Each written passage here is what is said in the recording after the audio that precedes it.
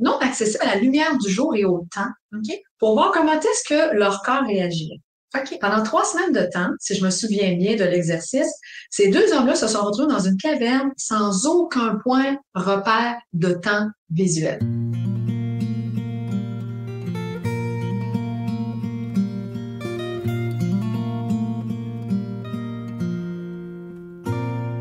Bonjour, bonjour les parents. Nous voici avec un autre épisode de notre SOS Balado.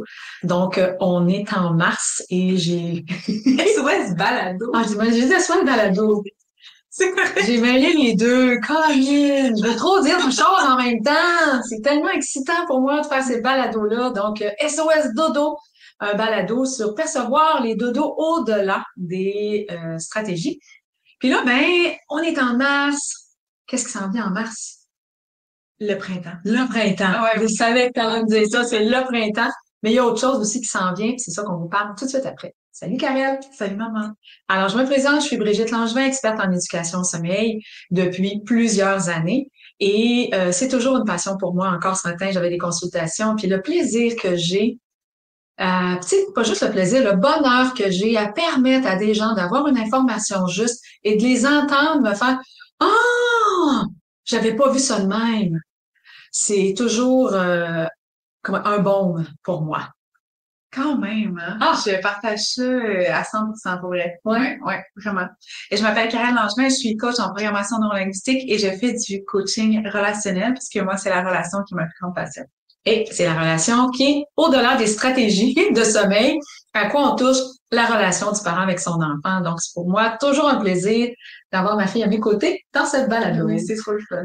Alors, de quoi on va parler qui arrive au début du mois de mars? C'est le changement d'heure.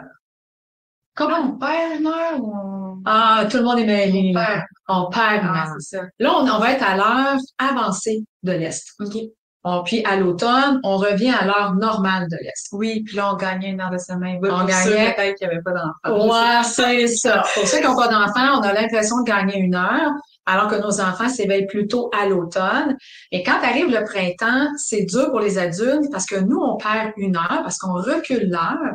Mais nos enfants qui dorment, qui n'ont pas la notion de temps et qui vont dormir comme d'habitude, ben, au lieu de se réveiller à 6 heures ce matin-là, ils vont se réveiller à 7 heures. Sais-tu d'où ça vient, le changement d'heure? Ben moi, dans ma tête, là, c'est pour nous permettre de faire, ben tu sais, de faire rouler le système. Au sens où, tu sais, plus les boutiques sont ouvertes, plus la finance roule, là, je sais pas. Bon. Voyez-vous, on se prépare pas d'avance. Hein? J'avais aucune idée de sa réponse et je m'attendais pas à cette réponse-là. Donc, en fait, c'est en 1918. Je peux pas te dire c'est qui, je me rappelle plus, là. Avec la guerre. Avec la guerre, OK, c'est ça. Donc, on a décidé, ben pas on, là, que un personnage, attends, je l'ai encore ici, je vais vous dire ça. C'est pendant la Première Guerre mondiale que la Chambre des communes du Canada a adopté la loi concernant l'utilisation de la lumière du jour dans le but d'économiser l'électricité et de maximiser l'utilisation de la période d'ensoleillement pour les agriculteurs, entre autres. OK. OK. En 2006, on s'est normalisé avec les États-Unis, le Canada. Et c'est donc depuis 2007, nous, qu'on a vraiment une plus longue portée sur le changement d'heure. Donc, il arrive plus tôt au mois de mars, puis plus tard au mois de novembre. Fait que j'avais quand même un peu raison. Parce qu'on veut maximiser la production. Right? Ah ouais, c'est ça. Mais c'est ça. T'as raison. Sauf que on réalise de plus en plus combien ça cause préjudice à certaines personnes parce qu'on perd une heure, puis comme on est tous des endettés de sommeil, qu'on est fatigué, ben, il y a plus d'accidents de la route, il y a plus de crises de cœur, il y a plus de difficultés durant le moment du changement d'heure. OK. Comment tu vis ça, le changement d'heure? Honnêtement, je peux pas te le dire. Je suis toujours contente qu'on gagne une heure de sommeil, là. À l'automne, je me dis c'est le bonbon de l'automne parce que sinon on perd tout. Tu sais, la chaleur, la lumière, le jour. C'est comme, Les on rentre en novembre. Ben ouais. Les feuilles dans les arbres, les fleurs qui disparaissent. La neige arrive, tu sais, on sait que ça va bientôt être le chaos sur les routes. Je me dis, mon Dieu, on gagne une heure de sommeil. Mais pour au printemps, ben, je pense que je suis juste contente que le printemps arrive. Parce que ça veut dire que les fleurs arrivent, que la lumière s'allonge.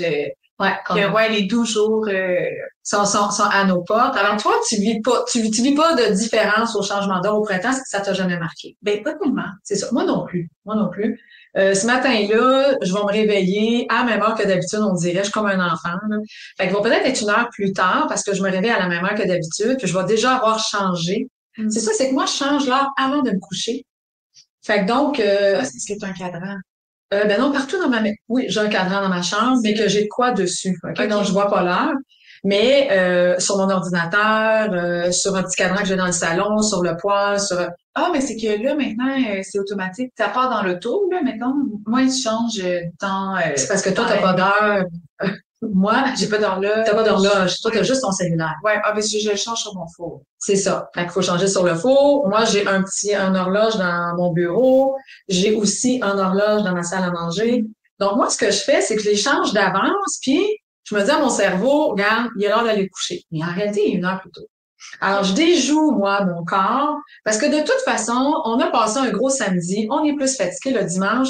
C'est déjà une bonne habitude de se coucher plus tôt. Tu fais comme si. Je fais comme si. Hein? Comme ça, ben mon cerveau, il est facile à déjouer quand on le sait qu'on peut déjouer notre cerveau. Oui, facilement. Facilement. Donc, et comme ça, bien, ça paraît pas. Le changement d'heure paraît pas. Puis, je sais pas si tu savais aussi, mais on a déjà enfermé 2 hommes. C'est pas enfermé parce qu'on voulait les enfermer, là. C'était dans le but de réaliser une expérience sur le plan scientifique. Je vais commencer par ça. Oui, c'est bon, ça. C'est pas encore. Merci. Je sais pas où tu allais avec ça. C'est ça. Alors, on a décidé de rendre 2 hommes non accessibles. Ça a donné que c'était des hommes, ça va pas être des femmes, là. Ouais. Non accessibles à la lumière du jour et au temps. OK? Pour voir comment est-ce que leur corps réagirait. OK. Pendant 3 semaines de temps, si je me souviens bien de l'exercice, ces 2 hommes-là se sont retrouvés dans une caverne sans aucun point repère de temps visuel. OK, wow. OK, donc pas de lumière et pas de montre, pas d'horloge, pas de télé, pas de téléphone, pas de radio, rien du tout. Puis ils ont observé, parce qu'il y avait des caméras, OK? Puis ils étaient sans doute branchés avec des montres là, pour mesurer tout ça. Ils ont réalisé qu'ils ont retardé leur sommeil d'un peu plus à tous les jours, ce qui faisait qu'au bout de 3 semaines, ils se vivaient de nuit puis ils dormaient de jour. Oh my God! OK. Sais-tu comme pourquoi? Ben, parce qu'ils vivaient dans le noir. Ben, c'est ça. En vivant dans le noir, il n'y avait aucun point repère de temps. Et notre horloge interne, parce qu'on on a une horloge interne, nous aussi, elle est sur 25 heures, 25 heures et demie, alors que la planète est sur 24 heures. Oui, mais ça, j'ai déjà entendu ça. Mais là, c'est quoi qui est... OK. Donc, à tous les matins, on le sait pas, on est en décalage horaire d'1 heure, 1 heure et demie sur la planète. Tout le temps. Tout le temps. Mais parce qu'on le sait pas, on fait avec. Alors, quand il y a un changement d'heure, c'est sûr que si ta santé est hypothéquée, t'es en dette de sommeil, t'es quelqu'un d'anxieux, qui s'en fait beaucoup, qui a de la misère à dormir, et que tu perds 1 heure, c'est gros, là, OK, là? Mais quelqu'un qui est en santé, qui gère bien son stress, qui est pas trop en dette de sommeil, puis qui a une vie qu'il aime, là, OK? Ben, perdre 1 heure, ça change rien dans ta vie. Parce qu'à tous les jours, c'est à travers la luminosité, le rythme, la régularité de tes rythmes, tes repas, tes activités, qui fait ton horaire de travail, qui fait que tu retombes très rapidement, que ton cerveau dit « OK, moi, je t'ai adapté. C'est vrai, t'as raison, ça, c'est 24 heures la planète, puis moi, je suis à 25 heures et demie ou 25 heures. » Et on se réadapte à tous les jours. Incroyable. Incroyable. Ouais. Alors, le changement d'heure, que ce soit à l'automne, où est-ce qu'on a l'impression de gagner 1 heure, de dodo, parce qu'on fait ça durant la nuit, et ou au printemps, où est-ce qu'on a l'impression de perdre 1 heure parce qu'on recule l'heure durant la nuit. Tu sais, moi, je déjoue mon cerveau en faisant ça en soirée. OK? Où est-ce que je me dis, garde, t'as rien perdu, tu vas te coucher. Je me couche vers 22h30. Il va peut-être être 23h ce soir-là. Tu sais, je me couche entre 22 et 23. Fait que là, j'ai comme 60 minutes de jeu. Alors, si je me sens moins fatiguée le dimanche soir, mais c'est drôle, je suis tout le temps très fatiguée le dimanche soir parce que le vendredi et le samedi, là, je modifie mon horaire. Hein. Je suis un être humain, puis je vis, je sors, je fais des activités, je mange trop, je mange mal, je prends un petit verre. Je suis plus fatiguée le lendemain. Donc, le dimanche soir, pour me faire du bien, je vais me coucher un petit peu plus tôt. Alors, en modifiant mon horaire d'avance, mes horloges, mon cellulaire, il n'est pas modifié encore, ça se fait tout seul. Je suis pas obligée de le regarder, là, tu sais. Mon ordinateur aussi. Je me fie aux heures que j'ai autour de moi. Mais dans le fond, c'est une fausse perception qu'on a, qu'on perd ou qu'on gagne. Ben oui. Mais si tu es très fatigué, ça paraît. Ouais, clairement. Clairement. Comme, tu sais, quand on dit que on recule l'heure, puis les enfants se réveillent 1 heure plus tôt, pas on avance l'heure à l'automne, puis que les enfants se réveillent 1 heure plus tôt, c'est sûr que ça paraît. Ils ont 1 heure de plus dans la journée où est-ce qu'ils sont stimulés. Alors, si le parent, il les a couchés plus tard en plus, parce qu'il y a une espèce de Ouais, c'est comme mode, là, quand même. qui dit, couche-le 15 minutes plus tard à tous les soirs, comme ça, mais non, ça va pas marcher, il est déjà fatigué, tu le couches plus tard, il va se réveiller encore plus tôt. Alors, les enfants, on peut pas jouer sur leur horaire comme ça. Mais est où la faille avec le changement d'heure? Le printanier, là. Printanier, parce que là, on se dit, voyons, il va se lever à 7 heures ce matin-là. C'est donc, j'ai pas de problème. Sais-tu qu'est-ce qu'ils font comme les parents, comme erreur? Non. Ils couchent leurs enfants à l'heure. Là, ils me disent, attends, faut pas que je me mêle. Ouais, non, vas-y. C'est ça. Là, ils me disent, écoute, il s'est réveillé 1 heure plus tard, donc à cette heure, je le coucherai pas à 19 heures, moi, le coucher à 20 heures. Ben non! Ah, OK, parce que là, en plus, tu le décales pour tout le reste du temps. C'est comme il perd 1 heure tout le temps. Là. Oui, c'est ça. Là, il perd vraiment 1 heure, là. Puis, mais il s'est amusé toute la journée. Alors, à ce moment-là, maintenant, tu es à l'heure avancée de l'Est. Faut qu'il se couche à 19 heures à l'heure avancée de l'Est. Pas à 20 heures, l'ancienne heure que tu penses qu'il y avait. Regarde, j'ai la misère à le dire, tellement c'est 20 heures. Mais il faut que tu gardes la même heure, peu importe l'heure est avancée ou est reculée, là. On s'en fout, là. C'est ça. Ouais. Mais le parent ne fait pas ça. Ça m'a surpris. OK. De dire, là, écoute, là, lui, il est décalé dans son horaire. Non, il est pas décalé. C'est nous qu'on se décale régulièrement. Puis, depuis 2007, je parle, attends, non, pas depuis 2007, mais je lisais un article qui disait que on est tanné du changement d'heure, puis qu'on voudrait l'heure avancée de l'Est en tout temps. Oui, il y a beaucoup de monde qui dit ça. Puis, tu sais, écoute, est-ce que tout le Canada fait le changement d'heure? C'est-tu si toutes les provinces suivent? Moi, je pense que oui. Ben non, toi. Pour vrai, la Saskatchewan est toujours à l'heure normale de l'Est. Pour vrai, en tout temps. Ouais. Pour vrai. J'ai lu ça sur Internet. J'espère que la source était fiable. Je sais pas. Pour vrai, la Saskatchewan, c'est ça, ne suit pas. Puis, il y a d'autres, tu sais, il y a quand même, c'est un décalage horaire peut-être à cause des fuseaux horaires, là. Ici, au Canada, on a quand même les maritimes. Ouais. Ah non, ils suivent pas, mais c'est-tu à cause qu'ils changent? Non, ils changent d'heure avec nous autres. C'est juste que ils sont pas dans le même fuseau horaire. Fait qu'ils font un temps différent. Moi, sinon, c'est qu'ils sont toujours à 1 heure de moins que nous. De 1 heure plus tard dans les maritimes. 1 heure plus tard dans les maritimes. 1 heure de plus. Ouais, nous autres, on est 1 heure de moins que ça. Ouais, c'est ça, exact. C'est ça. Alors, c'est pas tout le monde qui le fait. C'est malin, changement d'heure. C'est mathématique, ouais. C'est ça, c'est juste 1 heure, là, OK, là. Alors, c'est pas tout le monde qui le fait. Et possiblement qu'un jour, ça va être derrière nous. L'Ontario en parle beaucoup plus. Encore lu ça sur Internet. C'est pas moi qui invente ça. Et le Québec dit que il va suivre le mouvement que si l'Ontario puis une partie des États-Unis suit le mouvement aussi. Pour quelle raison, je ne sais pas. L'histoire le dit pas. OK. Alors, ça se peut qu'éventuellement, on soit toujours à l'heure avancée de l'Est. OK. Et non pas à l'heure normale de l'Est. Fait que ça veut dire que le soleil va se coucher plus tôt. On va avoir plus d'ensoleillement pendant toute l'année. Ouais. Parce que quand on recule l'heure. Ouais, mais il se lève plus tard aussi. C'est ça qui arrive.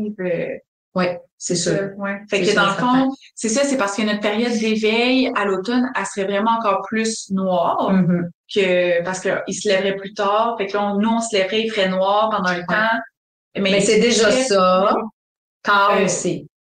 Ah, je sais pas, c'est vraiment, mais c'est mêlant. Ouais. Alors, on rentre pas là-dedans. On rentre pas là-dedans. On va rester dans le sujet que c'est un changement d'heure qui se vit facilement. OK? Qui se vit très, très, très facilement. Parce que les enfants vont, en apparence, se réveiller 1 heure plus tard. Mais s'il y a une dette de sommeil, elle n'est pas réglée, votre dette de sommeil. Non, c'est sûr. Il s'est pas levé 1 heure plus tard pour de vrai, là. Il s'est levé 1 heure plus tard parce que j'ai changé l'heure, là.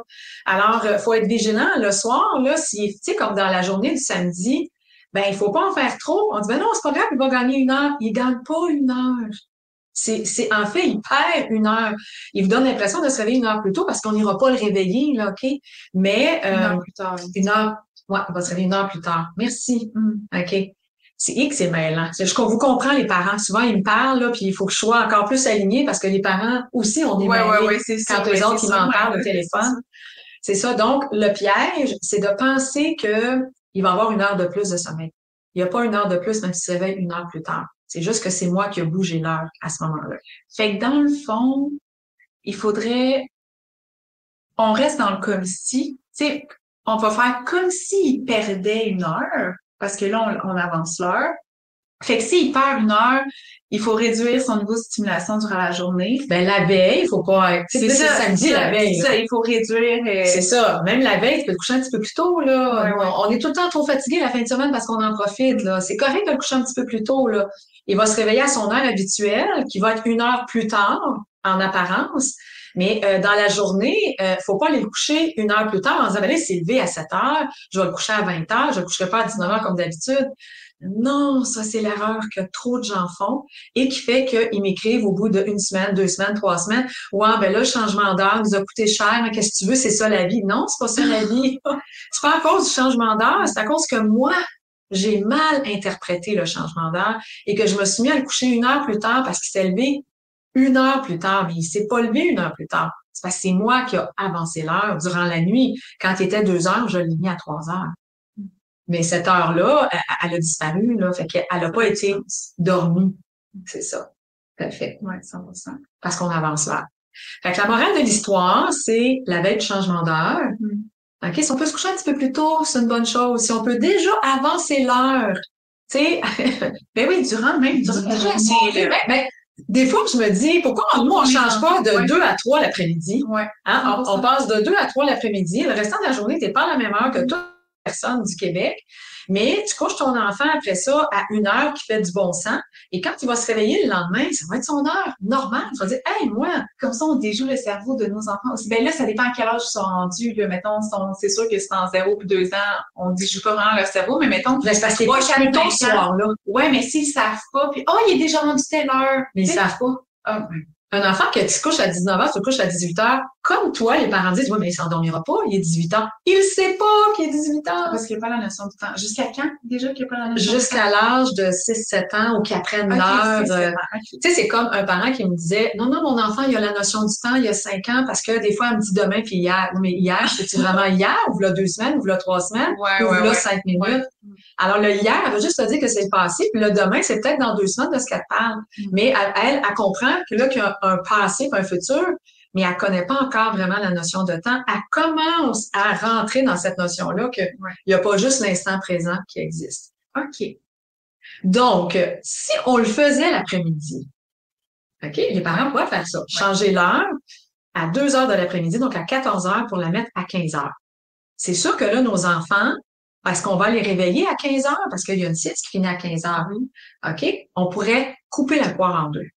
Se dire, ben, je vais le laisser filer jusqu'à 15h30 à l'heure avancée de l'Est parce que j'ai avancé l'heure. Oui, mais en réalité, il est 2h30. En réalité, il est 2h30 parce qu'on n'a pas encore avancé l'heure. On fait ça durant la nuit. On coupe la poire en deux. Puis là, mais rendu le soir, OK, on peut le coucher. Mettons qu'il se couche à 7 heures d'habitude. On veut garder un 4 heures d'éveil. On peut le coucher à 7h30. Mais s'il est fatigué parce que c'est samedi, on a fait beaucoup d'activités, on peut le coucher un peu plus tôt aussi pour compenser. C'est ça, on peut le coucher un petit peu plus tôt pour compenser.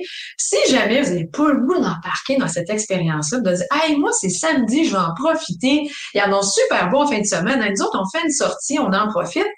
Ben là, il va se lever 1 heure en apparence plus tard. Mais on peut-tu le dimanche? Au lieu de le coucher à 19 heures à l'heure avancée de l'Est, le coucher à 18 heures sans se dire, hein, mais hier, il était 17 heures à cette heure-là.